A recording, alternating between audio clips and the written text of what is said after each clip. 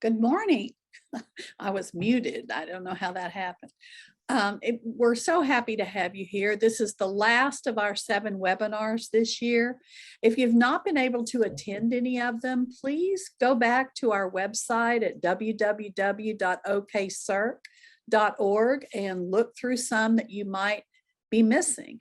We're excited to include Andrea to sum up, to give us some of her ponderings or thoughts after being so involved in special education since 1986, and some of the changes and strengths, weaknesses in the system that she has observed over all these years. So Andrea has been a very good friend to CIRC. We work closely with odds to try to make lives better for kids in special ed. And I thank you today, Andrea, for sharing with us, and take it away. Thanks, Rob and Joanne. Just in the interest of just brutal honesty here, I just wanted to tell you all that I have really been nervous about this particular presentation. And I usually don't get nervous at all about making presentations. I really enjoy it, especially when I feel like I'm talking about something that I am well versed in. Maybe the issue here is that this is a Wisdom Wednesday, and sometimes I question my level of wisdom. So when I'm deciding what to say in a presentation, I usually wait for inspiration to strike, and it usually doesn't disappoint me. Usually thoughts occur to me and I decide, okay, that's it. That's how I want to proceed with this. That's maybe a little running theme through this presentation, or something else that kind of ties it together for me or for the audience. And here, inspiration did not strike like it usually does. So I wanted to go ahead and get my materials together, and I did.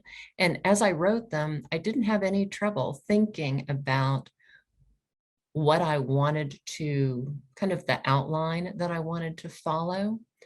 But in the days that passed after that, I was thinking to myself, why is it that these are the things that I want to talk about? Why are these things so important to me? And it really wasn't until last night when I was getting my steps in for my Fitbit. I was listening to music and a song came on, and I was like, I've always really liked this song, but it has some just phrases in it that are really meaningful to me right now. And more importantly than, their meaning to me, I think it's kind of speaks for the group that I represent, the Oklahoma Directors of Special Services. Kind of like, we need something to believe in, and we're always running behind. We're just running behind.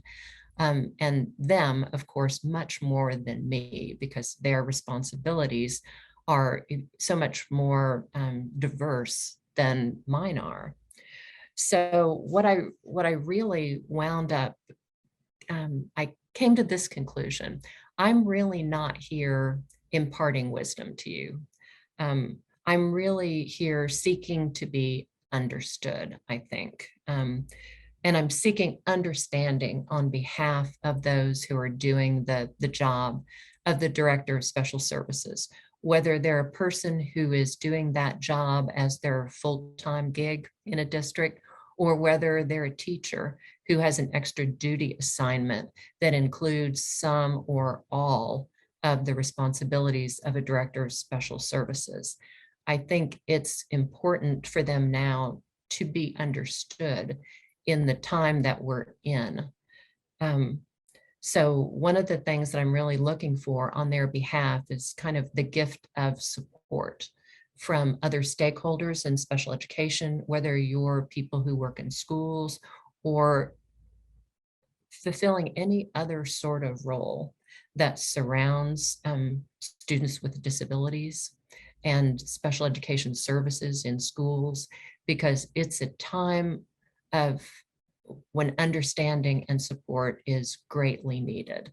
I won't say more than any other time, But because you all know what difficult times we are in right now for a variety of reasons, this is just a particular moment, I think, when that understanding and support is needed. So kind of moving on from there, I'm going to go ahead and start kind of working through this PowerPoint. Sure, I can get this done. Just in my background, Joanne said that I had been practicing law since 1986. And that's right. That's the year I graduated from law school, passed the bar exam, went to work in private practice. And the very first special education case that I had, though, came up about a year after that in 1987. And at that point, we were, what, 12 years from the passage of the um, Education for All Handicapped Children Act. And here in Oklahoma, we were into due process hearing number, and I couldn't remember the number. I thought at the time that was something I would never forget, but it was 900 and something. And that case, unlike many others that I handled in the early years of my career, was one that went on for several years. The first case that I was involved in turned out to be one of the biggest cases, and one of the cases that went all the way up to the 10th Circuit and resulted in still a landmark decision about extended school year services that is still cited in states that are part of the 10th Circuit, like Oklahoma is. But I just wanted to give you some background to compare what our system of disputes and dispute resolution was like back in those early years. In those years, we had an attorney who was part of the Protection and Advocacy Agency, now known as the Oklahoma Disability Law Center. There was one attorney there, not several, not advocates, not support people to assist in all the important work that's done there. Just one guy representing families, and a lot of cases were tried then. This was before the days when federal law said that a prevailing parent could be awarded attorney's fees if they won on a significant issue in their litigation. And so that issue about payment of attorney's fees wasn't really, wasn't a factor in terms of school district decision making, that if I lose, I'm going to have to pay attorney's fees to the parent. Sometimes cases were resolved, but very often they weren't resolved. And a lot of the cases that I wound up being a part of the team of two that tried cases, or then later on that I tried on my own, were cases that came from those early years. And during that time, we tried cases that were about issues that are as simple as, should this student receive physical therapy services once a week or 3 times a week? Now, of course, we would dream of trying a case like that now. That case would be long settled, but things were completely different back then. We didn't have all of the other alternative dispute resolution processes to help us find a way to resolve a dispute short of due process. Of course, we had special education complaints that could be filed either with the district or with the State Department of Education, but we didn't have mediation the way we do now. We didn't have facilitation in any form at all. And the people who were trying to resolve cases were essentially the same ones who disagreed initially about the resolution of the case.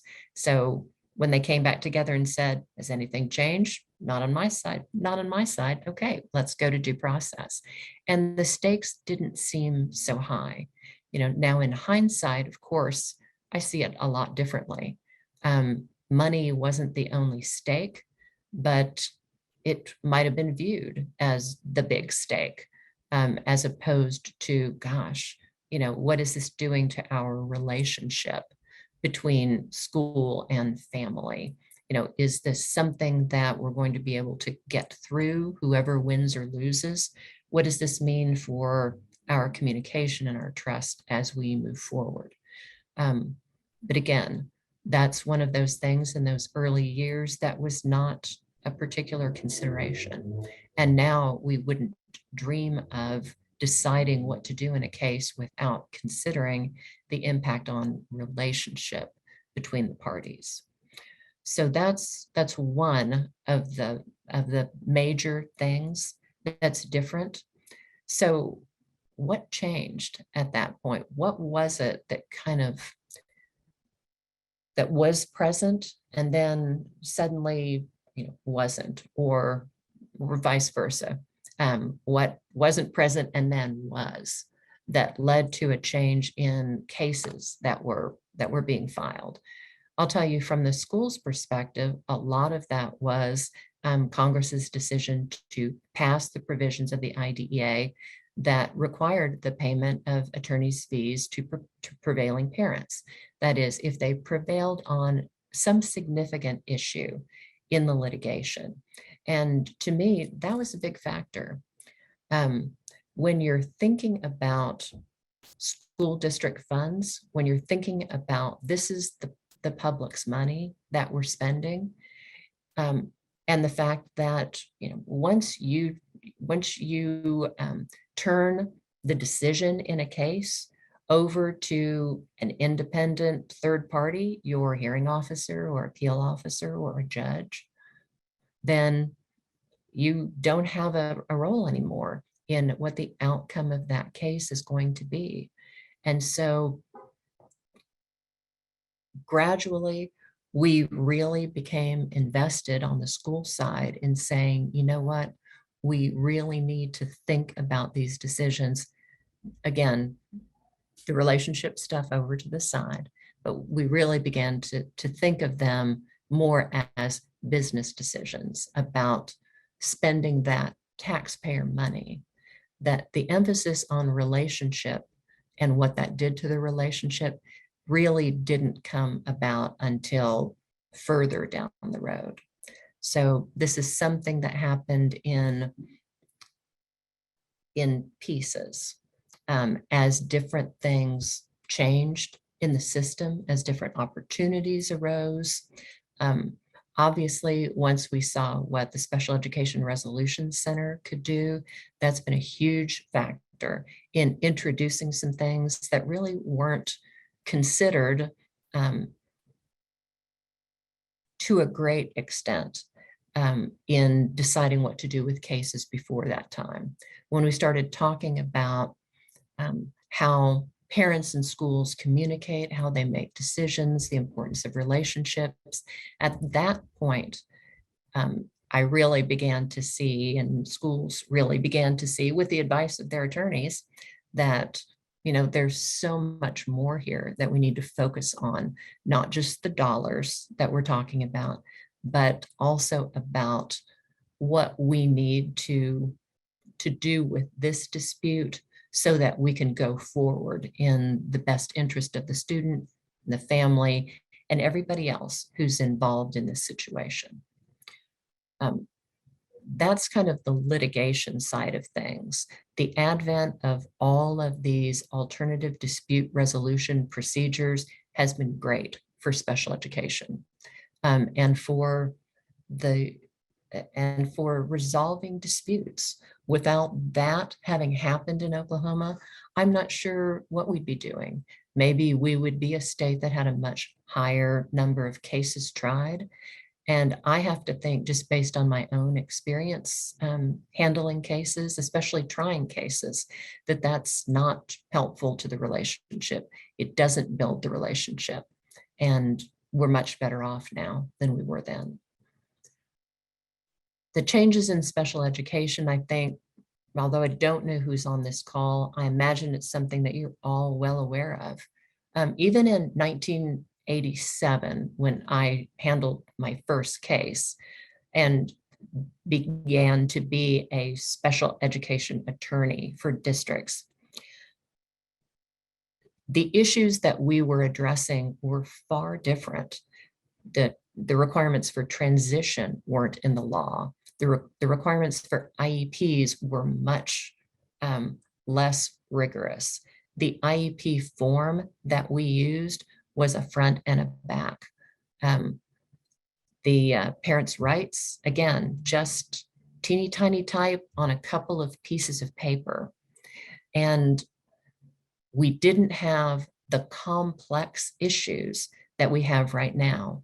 Now, some of the issues that we had then, we still have now, but this focus on amount of service, for example, I can't tell you the number of cases that I handled that had to do with related services and the amount of related services a student would receive. Those aren't issues that anybody calls me about now. Those are issues that districts and parents just find a way to resolve. But the kind of issues that we talk about all the time now, for example, we talk about discipline, removal from school, very significant school behaviors. Those weren't factors then. None of that information was embedded in what's now become the Individuals with Disabilities Education Act. There was a case decided by the US Supreme Court that gave us the guidance on which the law that's now found in the IDEA is based, but none of that was in the statute. Nothing about transition, nothing about all of the high expectations that we all now understand we need to help students meet. At the time, we probably thought, gosh, these are high. Gosh, these are high standards that we're trying to meet. But now that we're looking back all these years later, certainly we can see really not. But of course, the statute was always intended to evolve. The initial issues in the Education for All Handicapped Children Act were providing children with access to education and to getting them into the school building and to getting services started. That was never going to be the end of the issues. And so with each revitalization of the federal law, there were new issues that were introduced. Even now, when the IDEA has not been reauthorized since 2004, still there are ways in which the law and expectations and requirements have been growing, either through guidance documents that are issued by the US Department of Education or by cases that are decided, including the Andrew F. case that came out in 2017 from the US Supreme Court, and decisions from our own hearing and appeal officers, in addition to higher courts. So even without that reauthorization, the expectations for schools keep rising and the issues keep expanding and cases become more complex.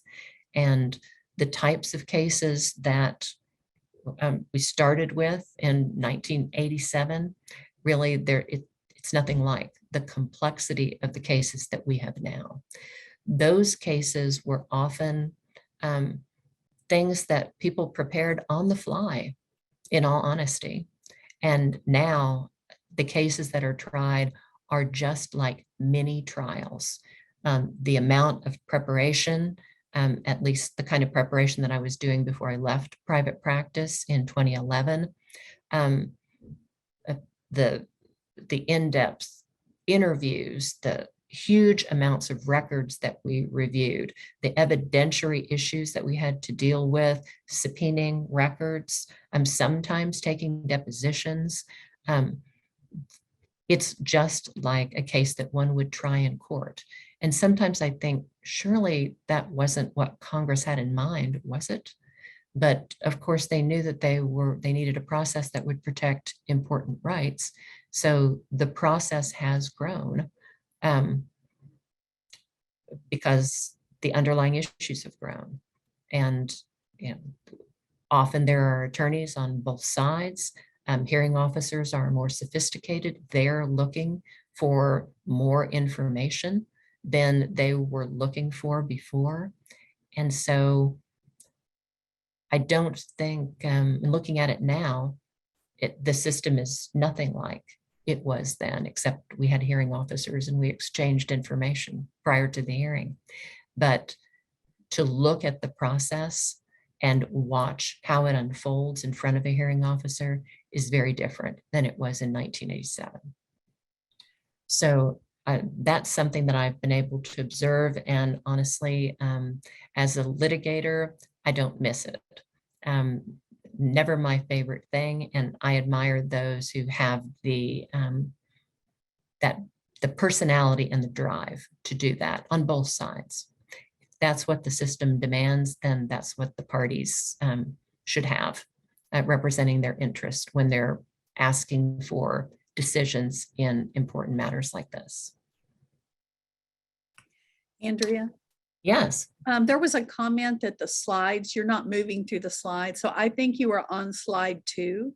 Can you check and see if you can?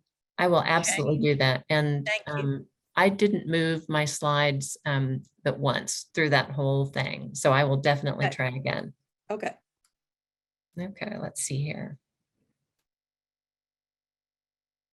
Oh, whoops. That's not what I intended to do.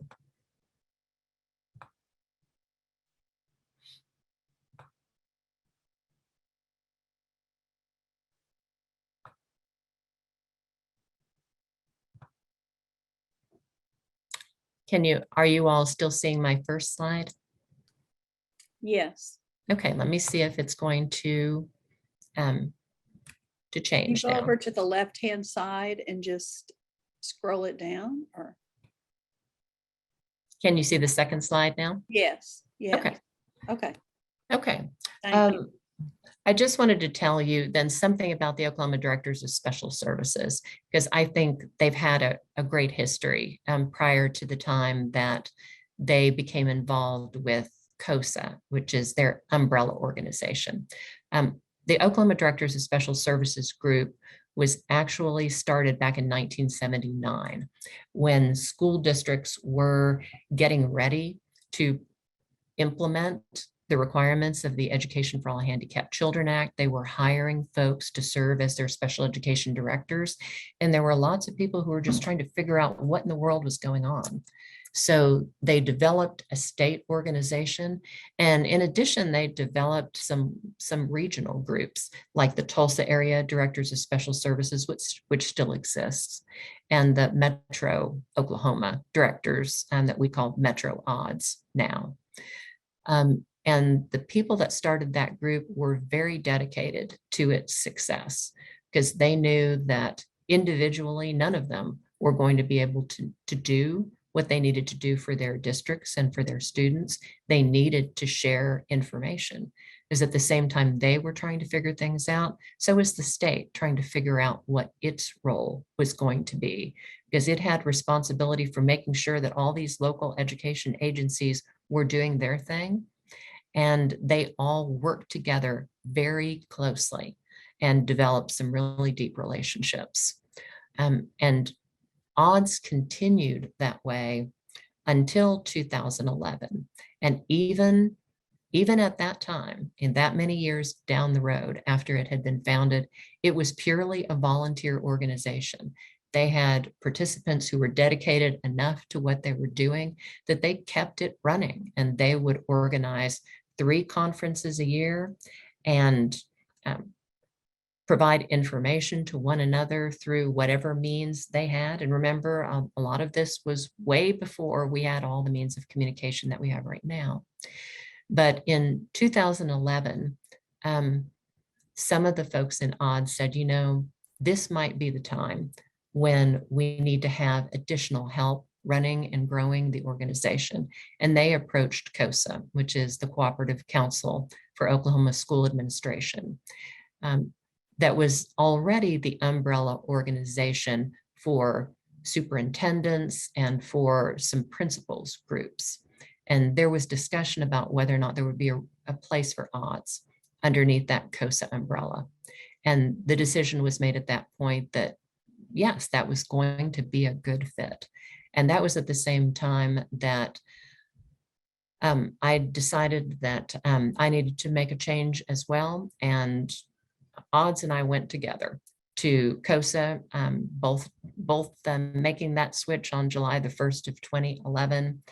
And a lot of what made odds successful was still there. It's just that they had assistance in running the organization, doing that communication, but they still had that really, fierce belief in what they were doing and their desire to do the very best they could and to provide support to all the others like them who, even though everything was a lot more fleshed out regarding special education, still in school districts, special education directors can feel like they're just an island.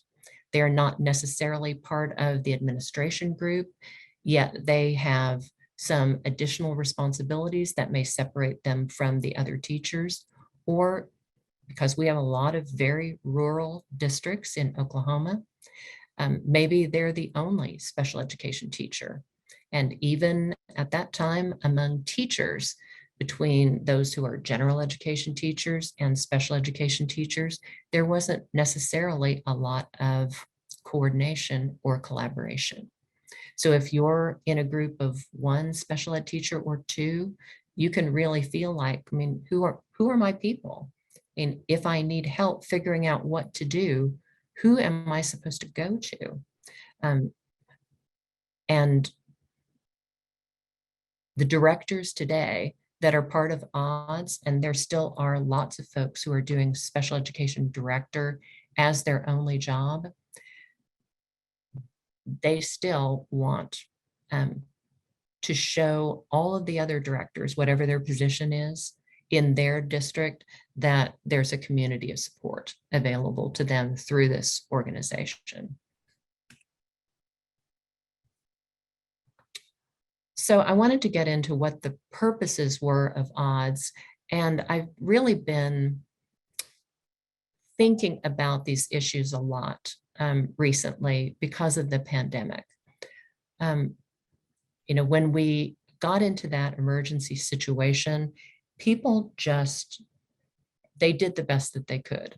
A lot of decisions that needed to be made very fast that otherwise we would have spent a lot more time trying to figure out what to do. But because when the issues arose, they arose immediately. That was the point at which everybody just dived in and tried to make the best of their situation and work with their students as best they could. And I know that there are a lot of issues right now that are continuing and that have become political issues about what school districts did during the pandemic, about services to students, about schools being open, schools being closed, about protective devices. And those are all things that kind of the residue of which school districts and individual school employees continue to deal with. So later on in June, just for your information, we're going to have some meetings with odds membership where we're trying to figure out, are the things that we're doing as a group, are they really meeting members' needs still? And when we look at our purposes, I look at them and think, yes, these are our purposes, but under each one, there are so many subcategories of purpose. I'm not sure that these really describe anymore what our members need and what special education needs from this group. Our purposes, as you can see, we always try to promote information about best practices.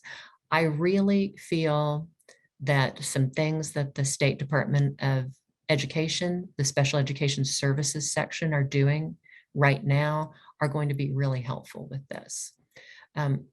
In the new policies and procedures manual that SDE has been working on for so many months, they've gone to a lot of effort, not only to say, okay, here are the things that are now going to be mandatory for you to do, schools. They've also said, here are some best practice things that you need to be working toward. And they've been very careful in trying to decide, where is it that we say, school districts, you must do this or you shall do this, as opposed to this is a best practice to work toward. And I think having that information embedded in that document will be helpful, because sometimes I think that that information, it's out there, but it somehow doesn't make it from the entities that are putting the information out there to those who are actually doing the work in public schools. So we can look at, what works, but sometimes it's hard for school personnel to decipher, okay, what does that mean for me? And what does it mean for my practice? So having that information in a document that everyone is going to be using, that's going to be our new go-to document as soon as it's approved by the State Board of Education, I think will be very helpful. Second, and this I think is what we in odds excel at, is to provide a forum for discussion of issues. But that discussion really isn't limited to issues about the delivery of services to students.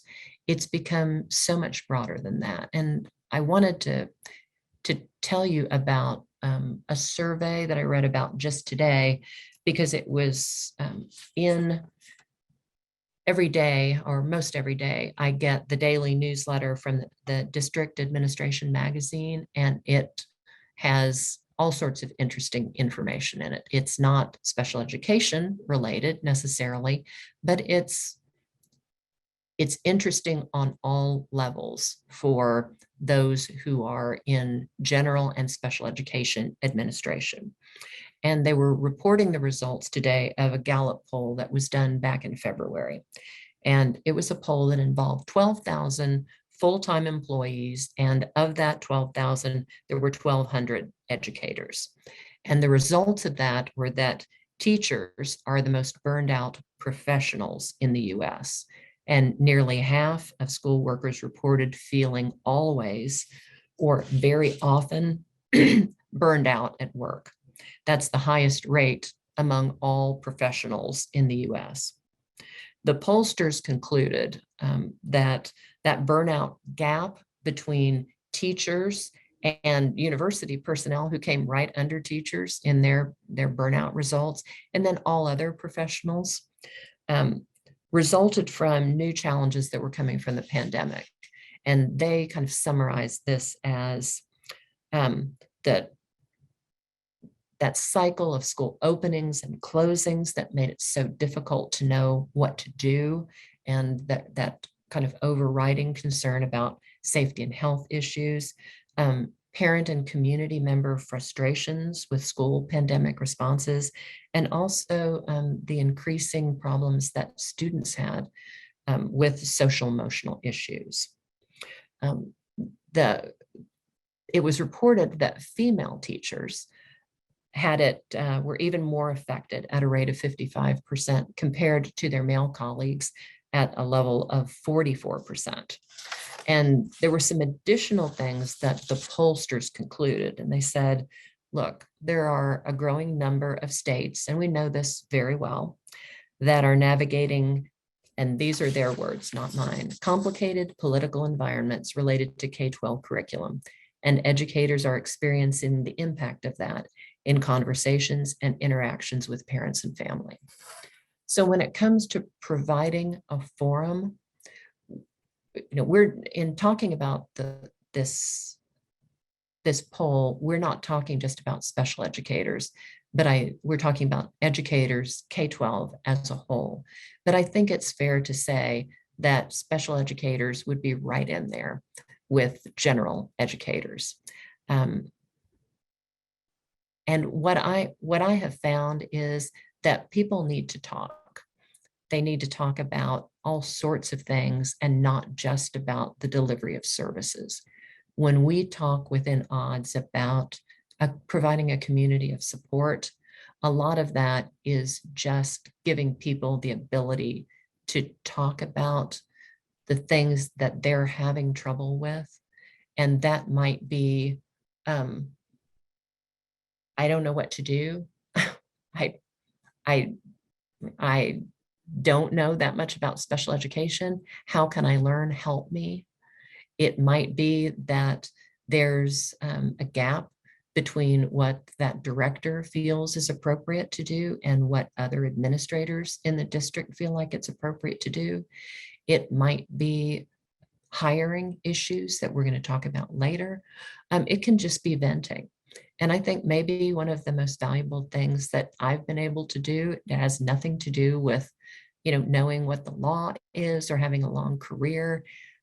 It's just being willing to listen to people who are calling and they're crying, they need help, they don't know what to do. And sometimes they'll say, I'm sorry, now I'm just venting, and I said, call me anytime to vent. And that's something that I never had the ability to do in private practice. One of the primary things that was going through my head at the time that I was looking at how to do what I thought was necessary in special education in a private practice setting was that I really came to feel that there was a lot of information, a lot of assistance that people needed that they ought to just be able to get without calling somebody and paying, whatever amount per hour they were charged. And I wound up having a conversation with one of my colleagues that really gave me one of the moments of the clearest thinking that I've ever had, who told me that maybe what I wanted to do just was incompatible with private practice.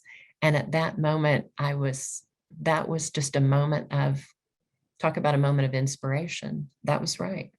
And the stars just aligned with odds going under COSA.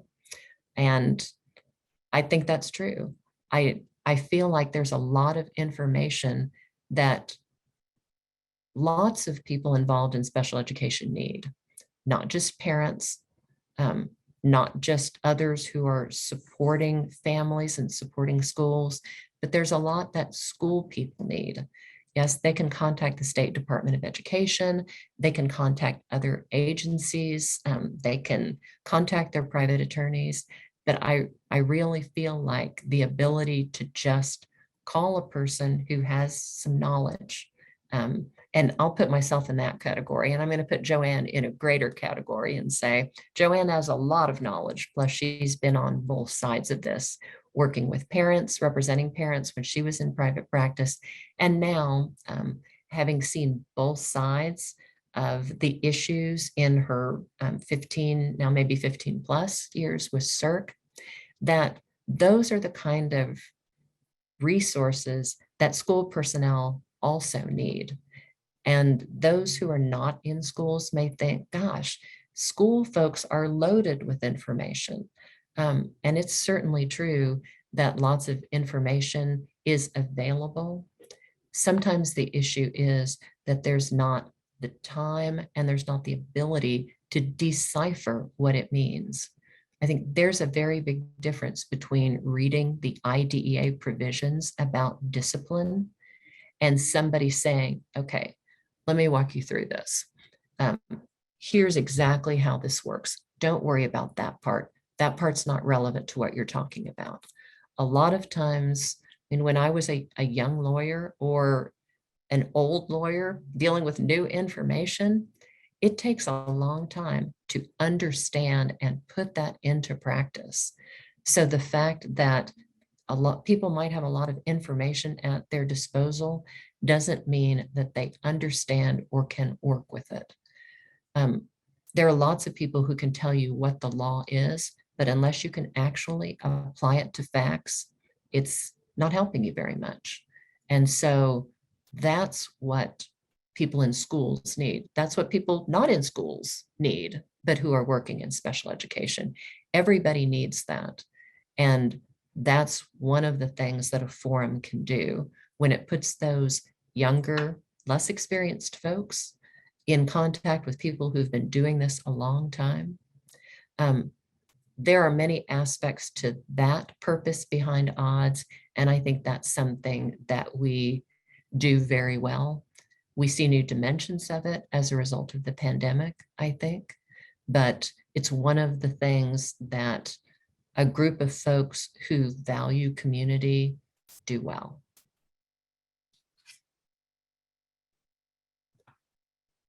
Those aren't the only purposes. Another one that's been really important to us, this is probably mostly my responsibility, and I can't say that I do it beautifully, is to improve communication between the special educators, special education administrators, with others in the education community and other stakeholders. It's been great to be able to share a lot of important information and things that are going on in special education and with special educators, with those who run the other groups under the COSA umbrella.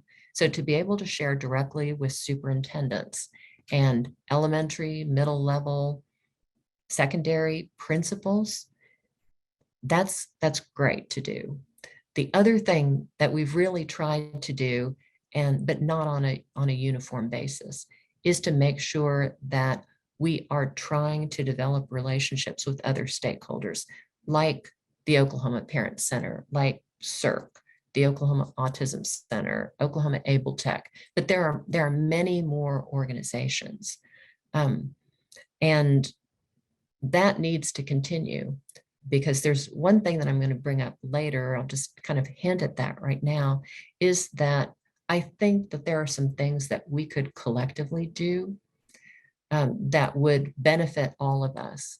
We've kind of tried it on a small scale, but I think it's something that we need to ramp up, and that is looking for legislative issues about which we can agree and trying to bring about change to address some issues and have the weight of those who are speaking on behalf of children with disabilities, those with autism, special education directors, kind of coming together and saying, this is a need, and we need your help with it.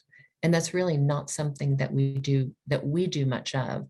We certainly are part of other groups, school groups, for purposes of addressing legislative issues, but using the power of other stakeholders to address issues on which we have agreement, I think, is something that we should try to do more of.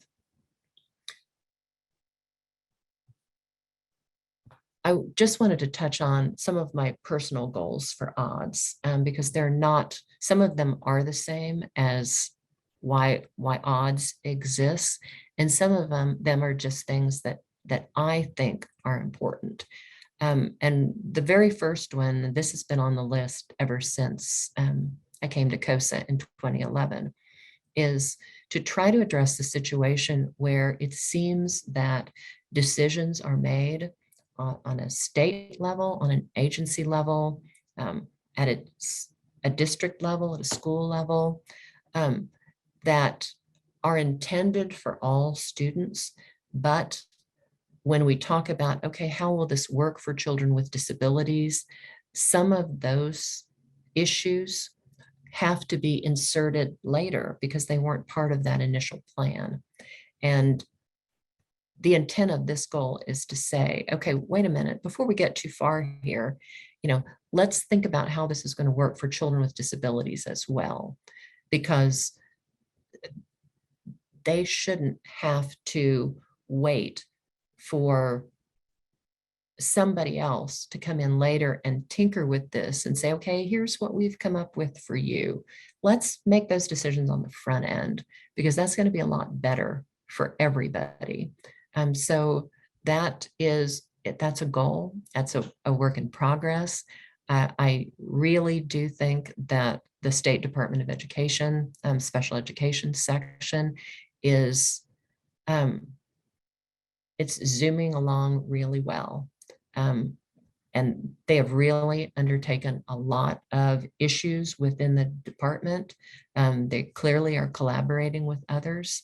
They are clearly reaching out to districts and schools and directors and everybody else. And I'm saying those things about district schools directors because that's what I see directly. But I have no doubt that they're also reaching out to parents and to groups that represent families and other entities that are set up to support students and families and seeking their input as well. But I feel like even though that's always been done on some level, I really feel like that's a great support right now.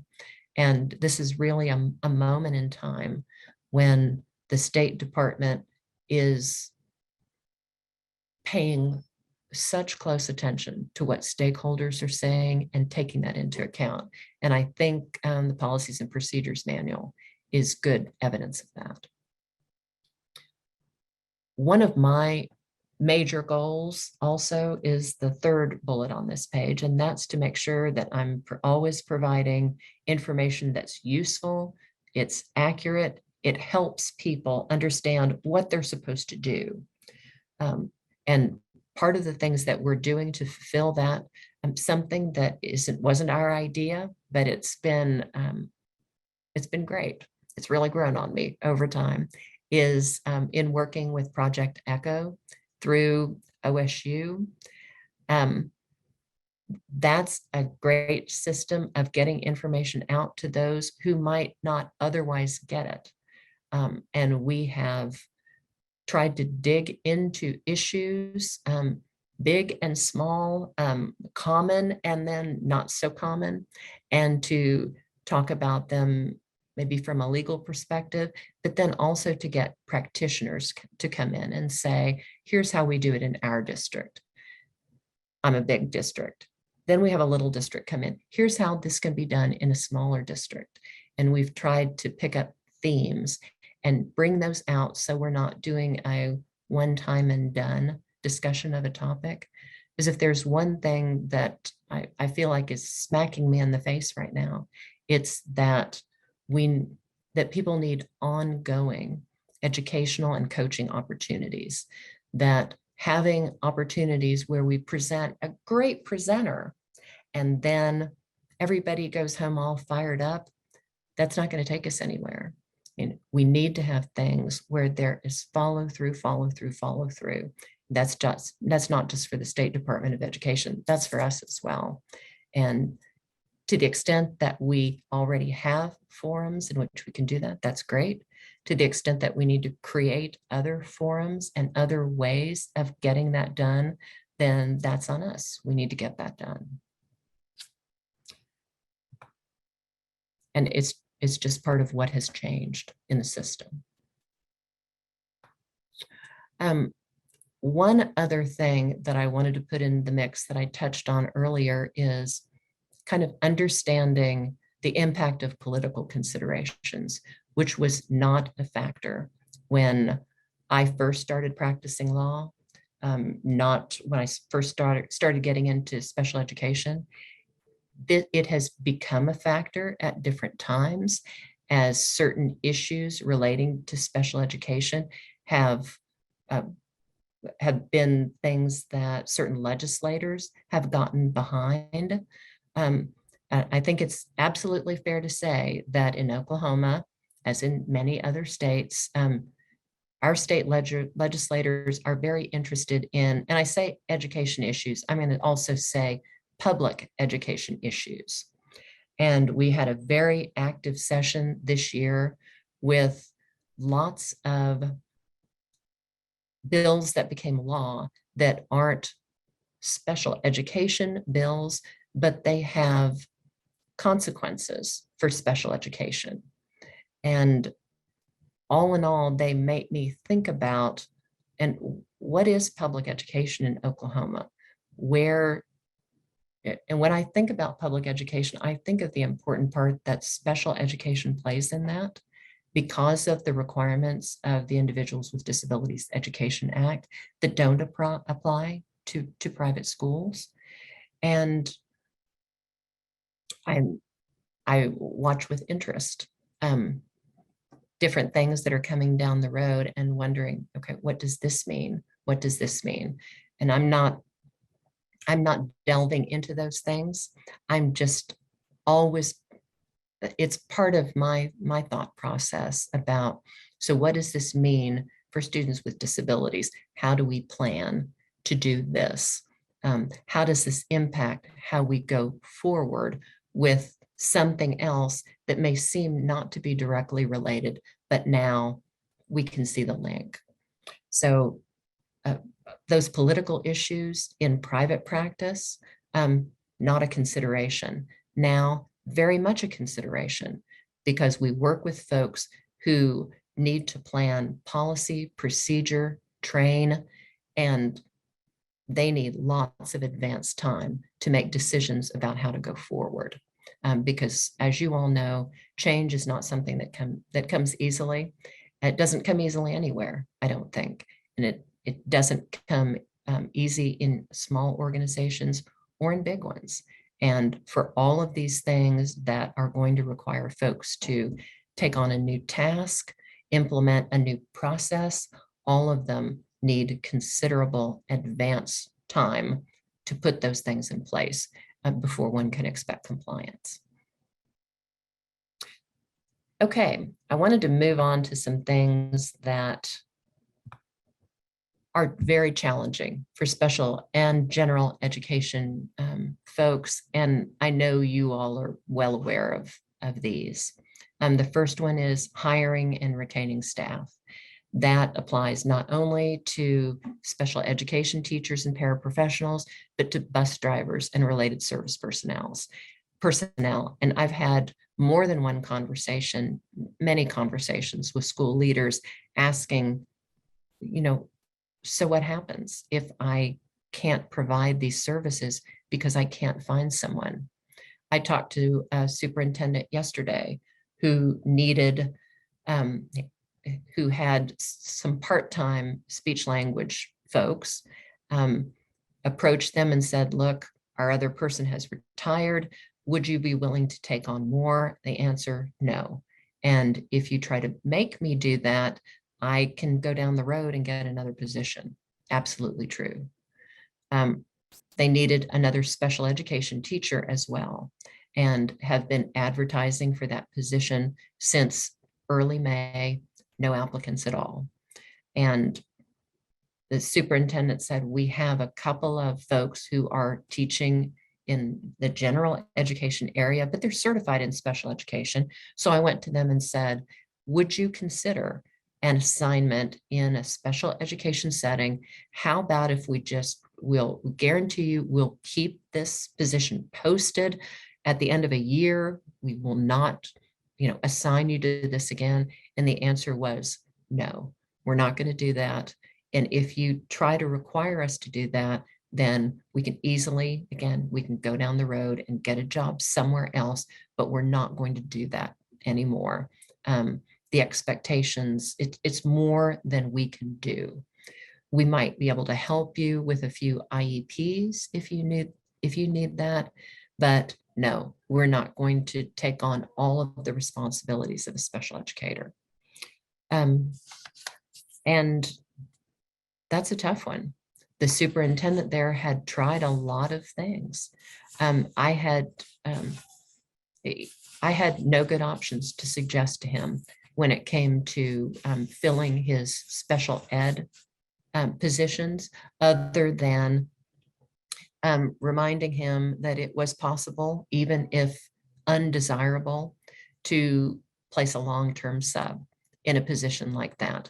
That doesn't help with his caseload. He still needs somebody to carry the caseload. But in terms of having someone to implement IEPs, that might work. Is it desirable? No. Is it an option? Yes, if you've exhausted every other possibility. As to the speech language positions, I have him calling a few people that he hadn't called before, and investigating teletherapy. And the numbers are very high this year of folks who are saying, I've exhausted everything there is. What's going to happen now? What's going to happen to the district now? And everybody's having that problem. He reached out to, he's very close to a border, reached out to some superintendents in that state and said, you know, what's going on in your district? It's the same. It's not that this has just happened to Oklahoma. This is what's happening. And we've seen it happen over the past 10 plus years. When we first got the legislation passed, I think in 2012 for boot camps. And a lot of people have done a lot of things, but what we don't have is people. And what we need is people. In addition to that, what else is on folks' minds? Just so you know, we're having those same issues for special education directors, because most often special education directors are folks who had served as teachers before or as related service providers, school psychologists, school psychometrists, SLPs, but we have more and more principals who are taking those roles, counselors who are taking those roles. We have been through a contract with the State Department of Education, COSA and ODDS, have been contracting to do the first year special education directors project. And I think we've completed 10 years now.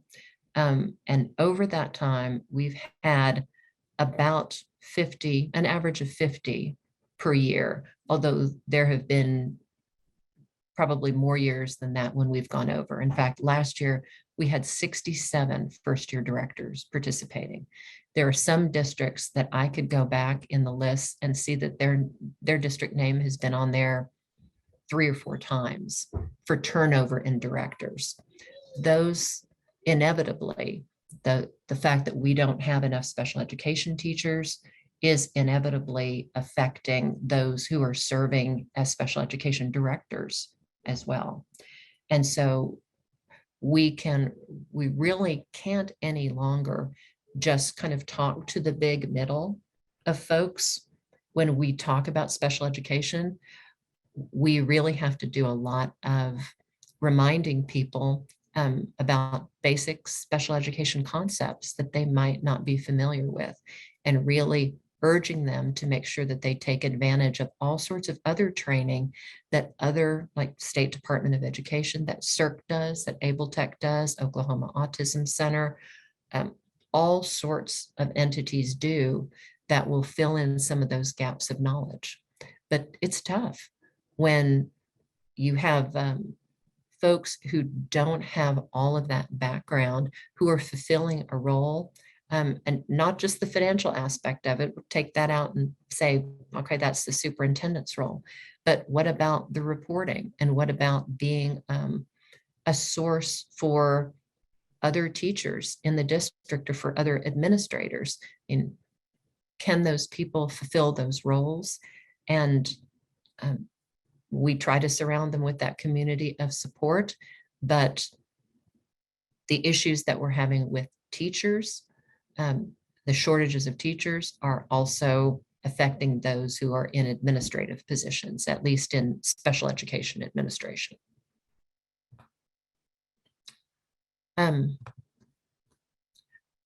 I've already talked about issues that result in, that are just inherent in implementing change. I'll tell you about one that we've been talking about. And of course, this is really speculation, but you know, it's kind of an educated guess, I think. I'm certainly not the only person who's raised these issues. I know that at the State Department of Education, they're well aware. I'm sure you all remember that back in the 2020-21 school year, I think that's right, it might have been, no, that's right. The legislature in the 21 legislative session passed a law that said, beginning in the 22-23 school year, school districts are going to do dyslexia screening. And there are some grades in which there's mandatory screening, that's in K through 3. And then there's also screening that will be done if there's a specific request for it. So that's as far as the legislation went. But in thinking about what's going to happen next, I think there are some like me who would say, okay, if I was getting information about the results of my child's dyslexia screening, and it indicated that my child had characteristics of dyslexia, I would really want to know, okay, what comes next? And I would probably be one of those parents who would say, okay, dyslexia. So what can you do? I really want to know, does my child have dyslexia or not? And I know this is a screening. You don't say that, you say characteristics, but I really want to know about that. So what can you do? What testing can you do for that? And, I've heard a lot of people talking about special education services. And so I'm really interested in what my child would need to, be able to get some specialized instruction from your special ed teachers, who I assume, are the ones who really know all about how to treat dyslexia. And so we've tried to talk to school districts about, here are some things that are likely to happen. Be aware that you're probably going to be fielding questions from parents who are saying, hey, you just gave me this information, and I would really like to go to the next step. I know you have a response to intervention thing that my child's been in before, and you're going to do some more of that, but I'd like to investigate these other things. So we've tried to talk to school districts about, be prepared. Make sure that your classroom teachers are prepared. Give them a script to give them some information that they can share with parents about dyslexia. And they don't have to know everything about it, but they need to know enough to direct the parent to somebody else who's got even deeper knowledge about it and who can tell them, here's what we're going to do next, because parents are going to want answers. So even though the legislation only talks about screening, in reality, there are going to be things that districts are going to have to address. They're going to have to field. If they're not ready to do that, it could be that parents decide, I just want that assessment. I want that assessment. What you're telling me you're going to do next, I'm not sure about that. Or you can go ahead and do that, but I also want this evaluation to be done. We don't want people to be overwhelmed with requests for evaluation, but we know any parent can request evaluation. So trying to get parents, or trying to help school personnel prepare for the next thing, so that they're not doing something that's going to make parents say, gosh, you you're not ready for this. You're not helping me. I need your help. That's not a relationship building thing.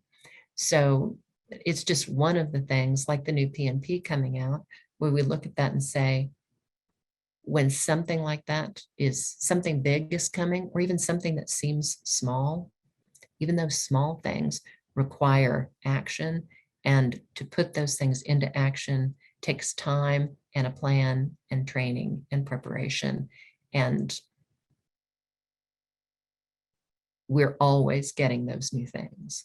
And that's tough on administrators, it's tough on teachers, but it's a fact of education.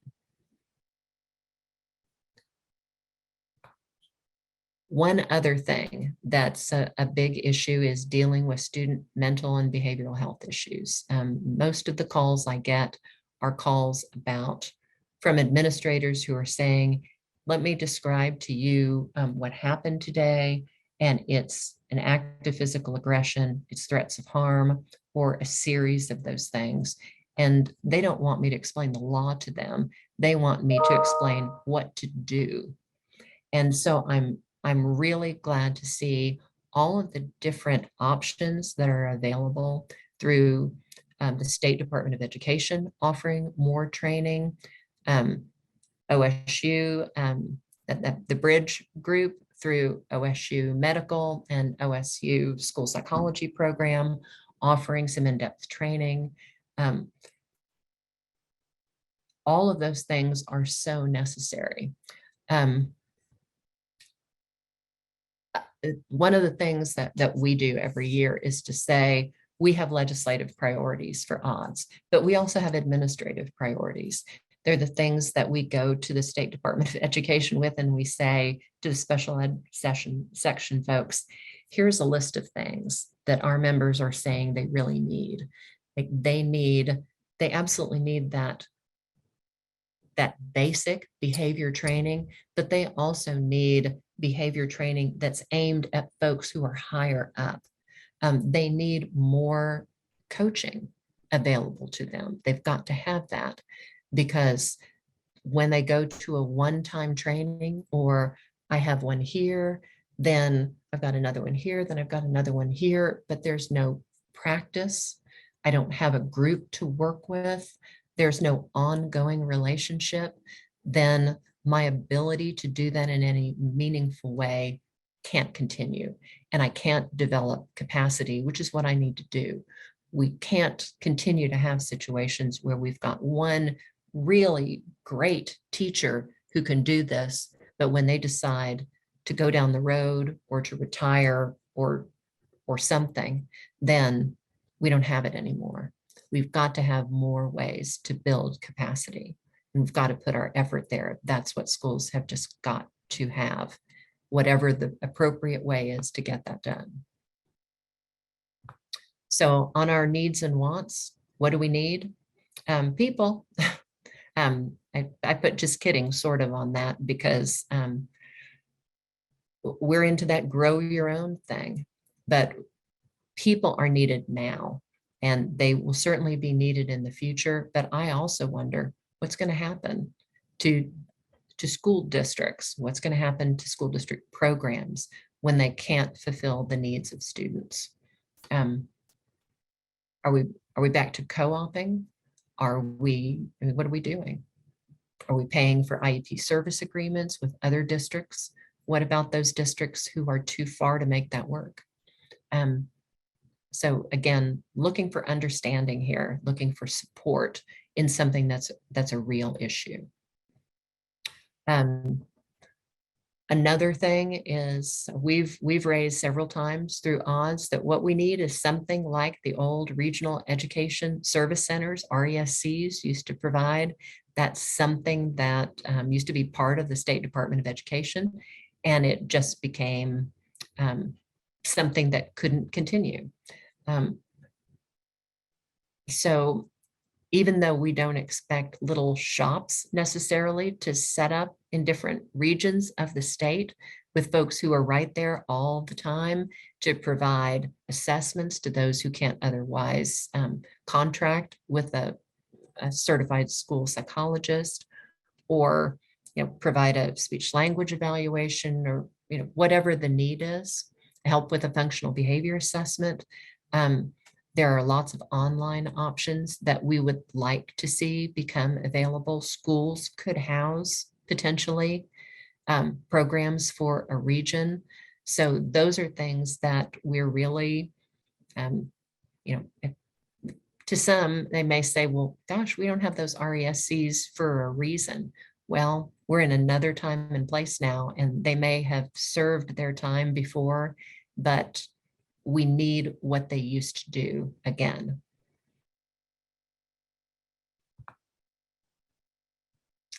Okay, just coming to the end. This is something that I referred to before. I would really like the opportunity to brainstorm with other stakeholders to try to identify, even if we disagree on many things, are there areas on which we disagree, where we see a need to do something and we seek action either legislative action or administrative action through the State Department of Education or another agency to try to fill a need that we can't manage on our own. And in addition, to respond to proposed legislation. That's usually something that we do through COSA and other educational groups, but there are all sorts of other stakeholder groups out there that may say, gosh, we don't like that. And if we had access to that information, I feel like we could be more powerful in responding to things that come up that aren't good for students with disabilities. And I realize that what some may view as not good and what others might view as not good aren't necessarily going to be the same things. But I'd like the opportunity to try to work those things out and to use some of the power that groups have when they're talking about the needs of students and how we can better meet them.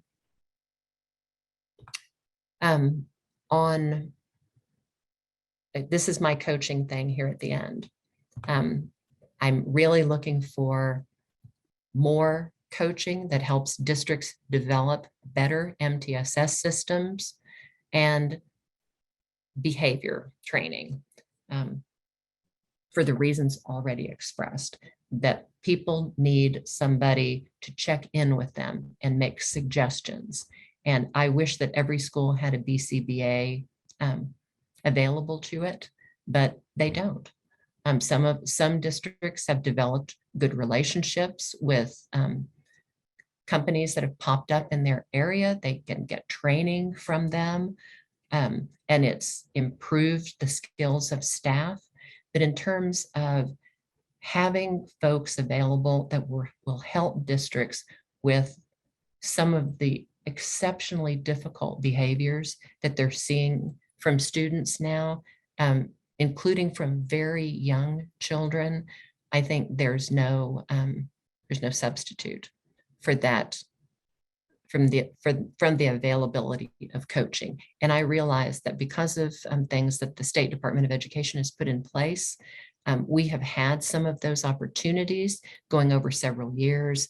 We just need to replicate that and replicate it and replicate it so that we're building that capacity at a district level and can provide those opportunities to more and more districts as others no longer need it to such a great extent.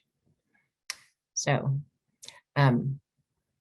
that's what's on my mind today. So I hope I have provided sufficient information to be understood, and enough to tell you kind of what I think is on the minds of directors of special services, what's happening in schools that they can't solve on their own and that they need help with. And so I'm open to anyone who would like to collaborate with us and help us better understand any of these issues or resources that we can use that would address them to some degree. Are there any questions? I don't see any questions in the Q&A.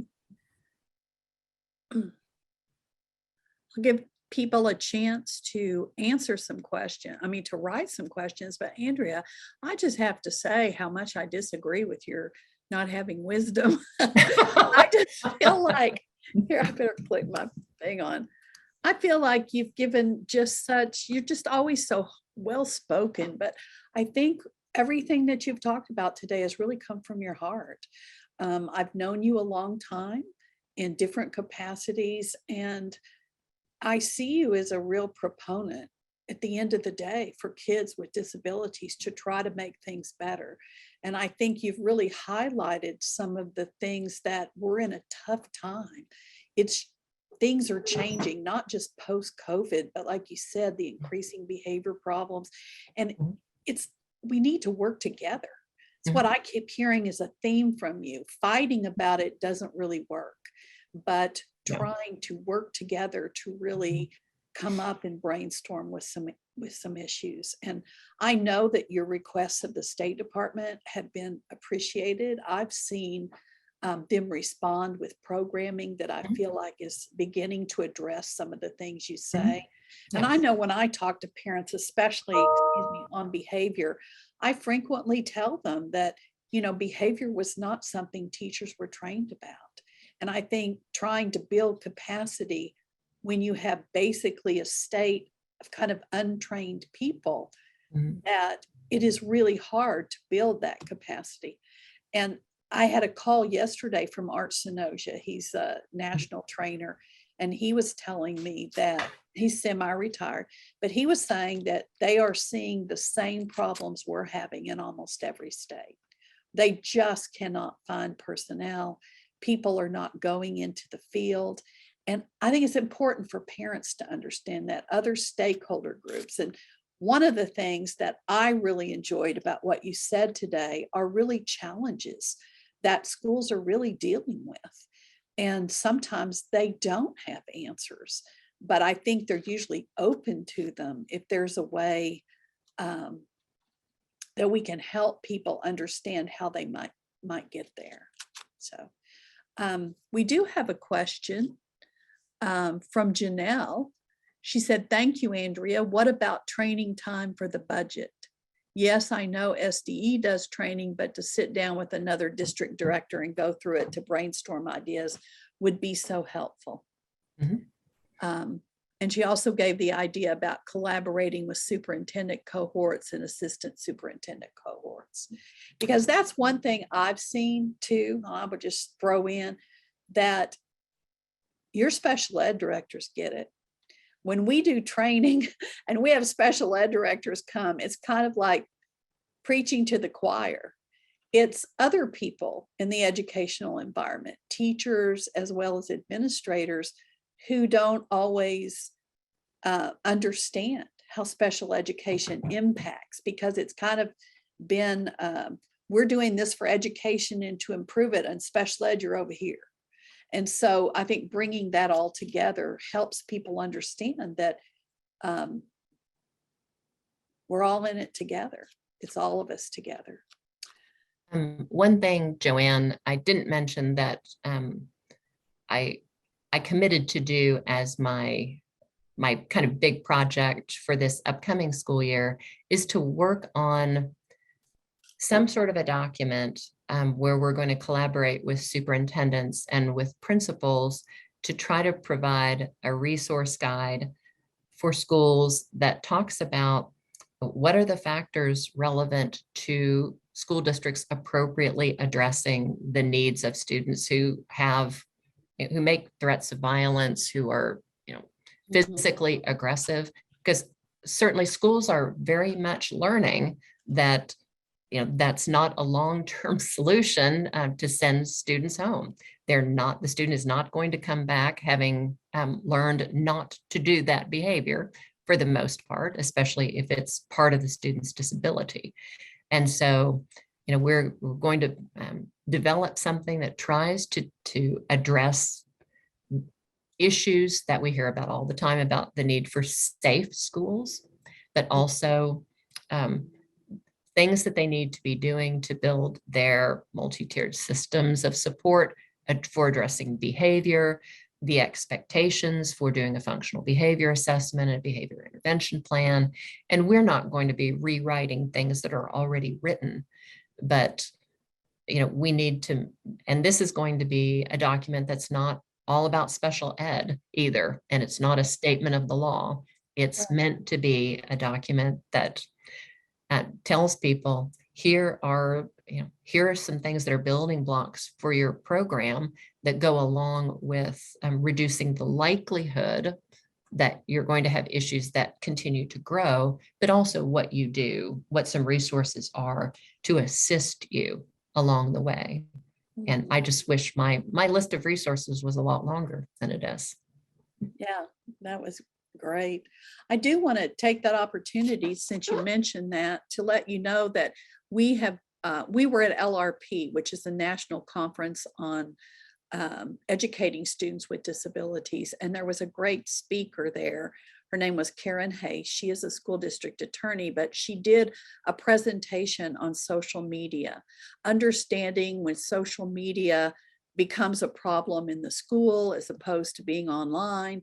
And then also a simple way to determine if something is a threat or whether it's just First Amendment speech. And so Rob, I think Rob will put in the chat room the link for that registration form if any of the people on here would like to attend. It's going to be in Jinx, Oklahoma, which is just south of Tulsa. And there's other things. There's no cost to attend. We are also doing the next day on the 28th, the OSU Bridge Center is coming to do a training in behavior. And Andrea's comments were so applicable on behavior. I think it's true of everything in special ed. You can go to a great training on how to modify or how to make accommodations. And then you go to the classroom and, it was really great when they were saying, but there you are looking at your own self thinking, how am I going to do this here? How am I going to continue on? And that need for coaching is certainly there and very relevant. We do have a question from Billy Potts.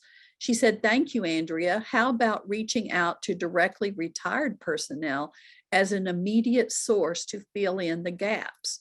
When I taught in Texas many years ago, the retired teachers were referred to as master teachers and welcomed back into the school system. They were a resource for all teachers. Do you want to comment on that? I do think that's a great idea. And we don't have a specific designation for retired teachers, but certainly the legislature has done the necessary things to make sure that there's not a financial penalty to retired folks who are willing to come back in after retirement. And they've done a really great job with that. So I personally know of people who are, who have retired and are still working part-time or even working full-time or, contracting with the district to carry a caseload and, do some supervision. So I think those are great options. And those are things that I would always suggest to a superintendent who's calling in desperation, saying, oh my gosh, I can't fill this position. And for the gentleman who called yesterday, if his retired teacher is willing to come back on some basis, that would be delightful. Unfortunately, that's not working out for him, but it certainly is a great option. Can you tell us a little bit more just in general about what that option is from the legislature? Yes, I don't have every detail of this Sure. narrowed down, but it used to be that there was a long period of time in which folks had to stay away from school after having retired. That time period has been shortened. There was only a certain amount of money that they could make and draw from Oklahoma teacher retirement at the same time. That's been addressed. So those are some of the issues that they had some control over that they could address. Okay. So that may be something that school districts can look into. Oh, you bet. Right. You bet. Right. Are there any other comments or questions?